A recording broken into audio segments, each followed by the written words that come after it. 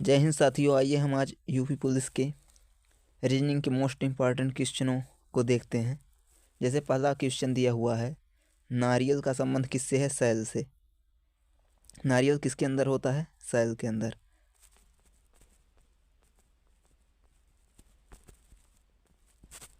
नारियल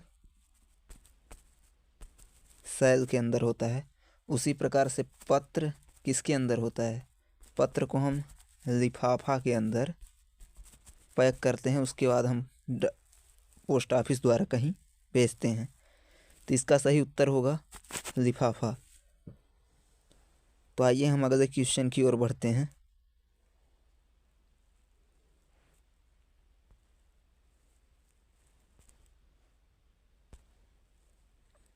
जैसे धुआं, धुआं से क्या फैलता है?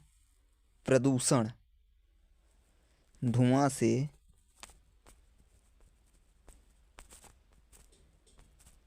क्या फैलता है?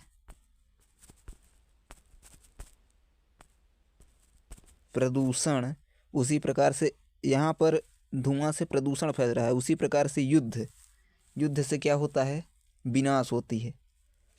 तो युद्ध से क्या होता है?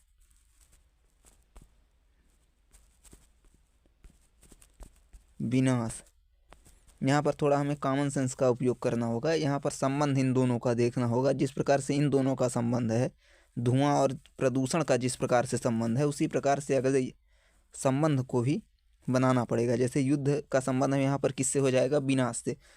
धुआं से हमें हानि हो रही है, प्रदूषण हो रहा है। उसी प्रकार से युद्ध से हमें क्या हानि हो रही है? विनाश होगा। आइए अब हम अगले क्वेश्चन की ओर बढ़ते हैं।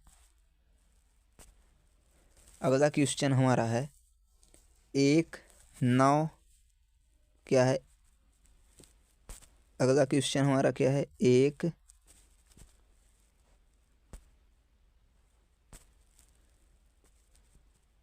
फिर 9 फिर 25 फिर 49 फिर क्वेश्चन मार्क है, फिर 121 है। तो इसमें हमें बताना है यहाँ पर क्या होगा। 1 का वर्ग, फिर 9 किसका वर्ग हो जाएगा? 3 का वर्ग, फिर 25 किसका वर्ग हो जाएगा? 5 का वर्ग, 49 किसका वर्ग हो जाएगा? 7 का वर्ग। तो यहाँ पर यदि हम, और इसी प्रकार से 21 किसका वर्ग हो जाएगा? 11 का वर्ग। यदि यहाँ पर हम देखें एक सीक्वेंस में, तो ये विषम संख्याओं का वर्ग चल रहा है। जैसे 1 के बाद 3 के बाद 5 5 के बाद 7, तो 7 के बाद क्या हो जाएगा? 9 का वर्ग। 9 के वर्ग के बाद फिर 11 का वर्ग। तो 9 का वर्ग कितना होता है साथियों? 81। 9 का वर्ग कितना होता है? 81। 9 का वर्ग बराबर 81। तो इसका सही उत्तर क्या हो जाएगा? 81। आइए अब हम अगले प्रश्न की ओर चलते हैं।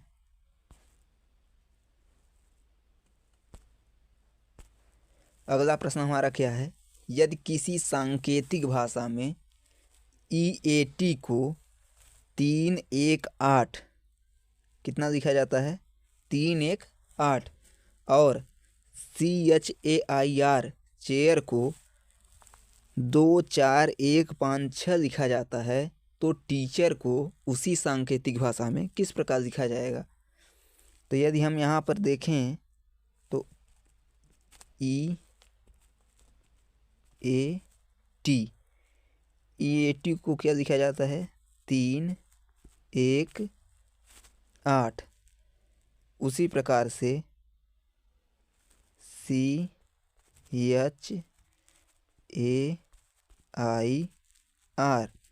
इसे क्या लिखा जाता है? 2 4 1 5 6। यदि यहाँ पर हम देखें तो A और यहाँ पर भी A यहाँ पर भी 1 है और A यहाँ पर भी 1 है। तो इस प्रकार से हम टीचर को लिखेंगे TEACH साथी यहाँ पर हम देखते हैं वहाँ पर स्थान कम है। T E A C H E R। Teacher को इसी में सभी नंबरों का, सभी शब्दों का नंबरिंग की गई है। जैसे अब यहाँ पर टी का हम देखेंगे तो टी का किससे है,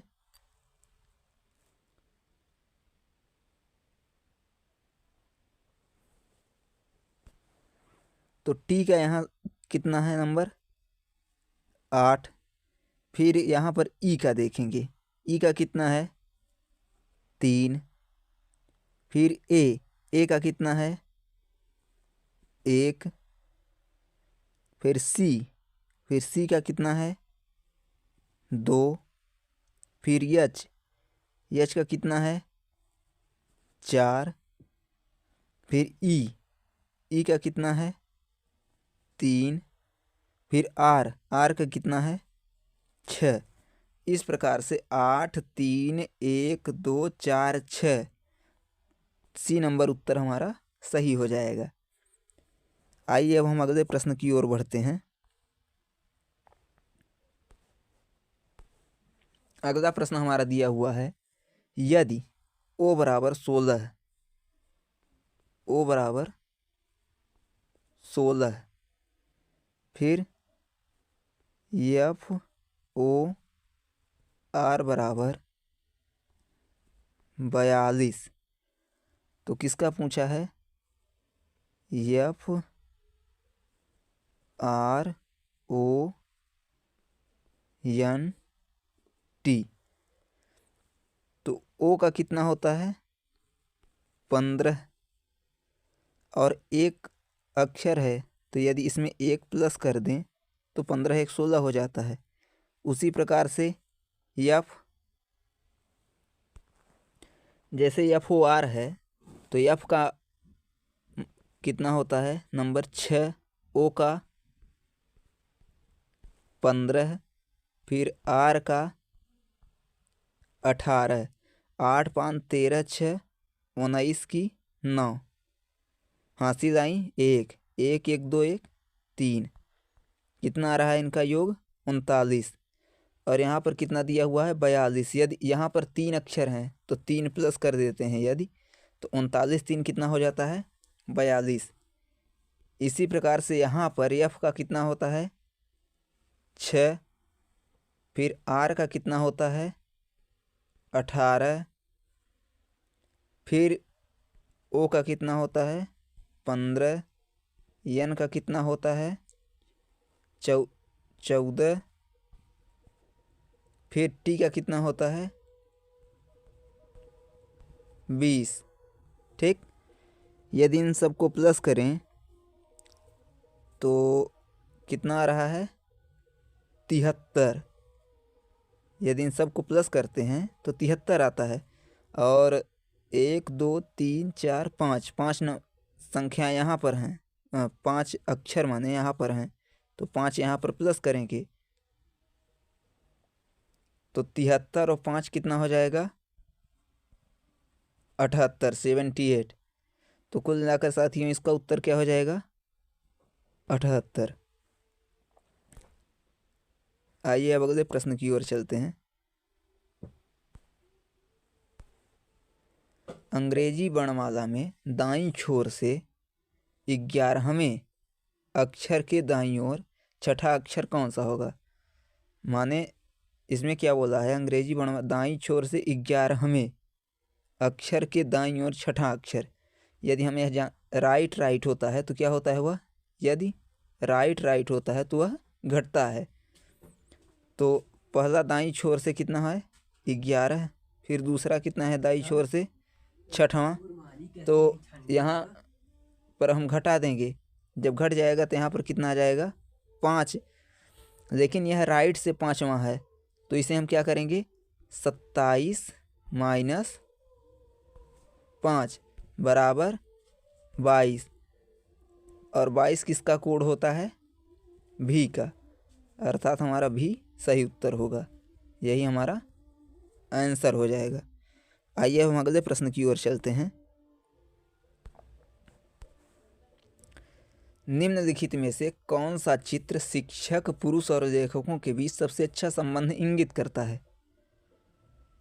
तो आइए, जैसे शिक्षक, सभी जो शिक्षक हैं, शिक्षक जो है, तो क्या सभी शिक्षक, शिक्षक को हम यश से दर्शा रहे हैं, क्या सभी शिक्षक पुरुष हो सकते हैं? शिक्षक तो महिला भी होगी। तो इस प्रकार से कुछ पुरुष जो हैं तो शिक्षक हैं, कुछ पुरुष क्या हैं? शिक्षक हैं। और जो लेखक है, क्या सभी शिक्षक लेखक हो सकते हैं? नहीं हो सकते। और ना तो सभी पुरुष ही लेखक हो सकते हैं। तो मतलब कुछ पुरुष और कुछ शिक्षक लेखक हो सकते हैं। तो इस प्रकार से इसका ऑप्शन ए सही है। आइए हम अगले प्रश्न की ओर बढ़ते हैं।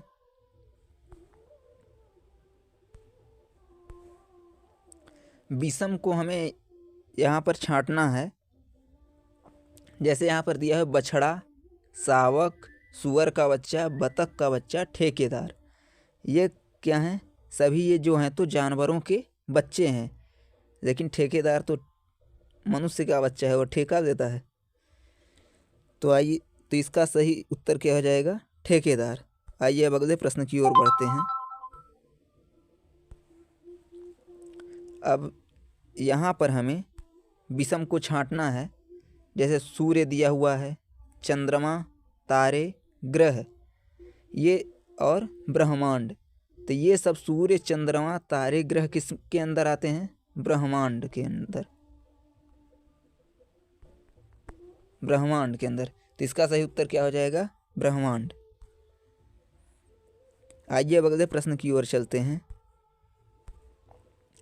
जैसे यहाँ पर दिया हुआ है 11, फिर 13, फिर 17, फिर 19, फिर 23, फिर 25, फिर पूछा है अब क्या आएगा।